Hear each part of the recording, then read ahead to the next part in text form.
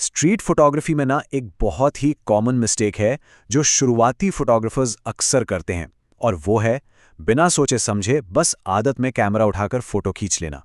लेकिन देखिए, हर सीन ना एक सवाल पूछता है, एक फैसला मांगता है। हाँ, तो सवाल यही है, फ्रेम को सीधा रखें यानी वर्टिकल, या फिर चौड़ा मतलब हॉरिजॉन्टल। ये सिर्फ एक टेक्निकल चॉइस नहीं है, ये इस बात का फैसला है कि कहानी कैसे सुनाई जाएगी। तो चलिए आज इस कंफ्यूजन को हमेशा के लिए दूर करते हैं। चलिए सबसे पहले बात करते हैं वर्टिकल फ्रेमिंग की। इसको समझने का सबसे आसान तरीका ये है कि ये तब काम आती है जब आपकी कहानी का हीरो सिर्फ एक है, आपका सब्जेक्ट। तो वर्टिकल फ्रेमिंग, जिसे हम पोर्ट्रेट ओरिएंटेशन भी कहते हैं, उसका सिर्फ एक ही मकसद होता है, फोकस।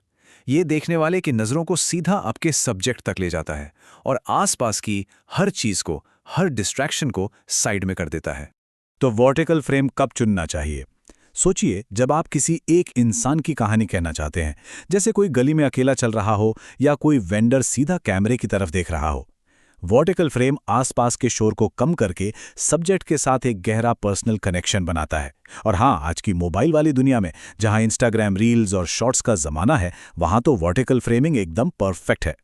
अच्छा, अब जरा फ्रेम को घुमाते हैं और बात करते हैं हॉरिजॉन्टल कॉम्पोजिशन की।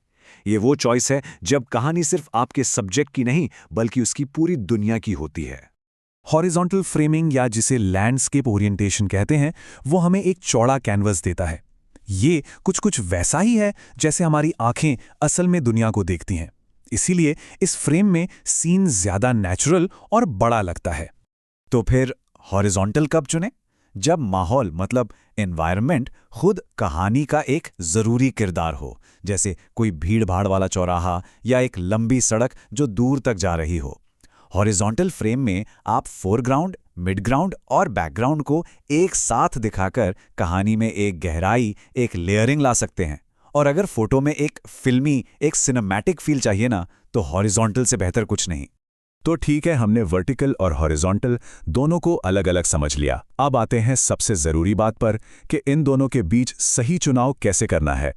तो सबसे बड़ा सवाल यही उठता है, आखिर बेहतर कौन है, वर्टिकल या हॉरिजॉन्टल? स्ट्रीट फोटोग्राफी के लिए सबसे बेस्ट ओरिएंटेशन कौन सा है? और इसका जवाब शायद थोड़ा चौंकाने वाला हो। सच तो ये है कि कोई एक बेहतर ओरिएंटेशन है ही नहीं। सबसे अच्छा ओरिएंटेशन वो है जो उस पल की कहानी को सबसे अच्छे तरीके से बताए। ये बात हमेशा याद रखें, ये फैसला फोटोग्राफर नहीं लेता, ये सीन खुद तय करता है। तो चुनाव कैसे करें? बहुत आसान है। अगली बार जब भी कैमरा उठाएं तो शूट करने से पहले खुद से बस एक सवाल पूछें, क्या इस फोटो में सब्जेक्ट ज्यादा जरूरी है या उसके आसपास का माहौल? अगर कहानी एक इंसान की है तो वर्टिकल, अगर कहानी उस दुनिया की है जिसमें वो इंसान है तो हॉरिजॉन्टल।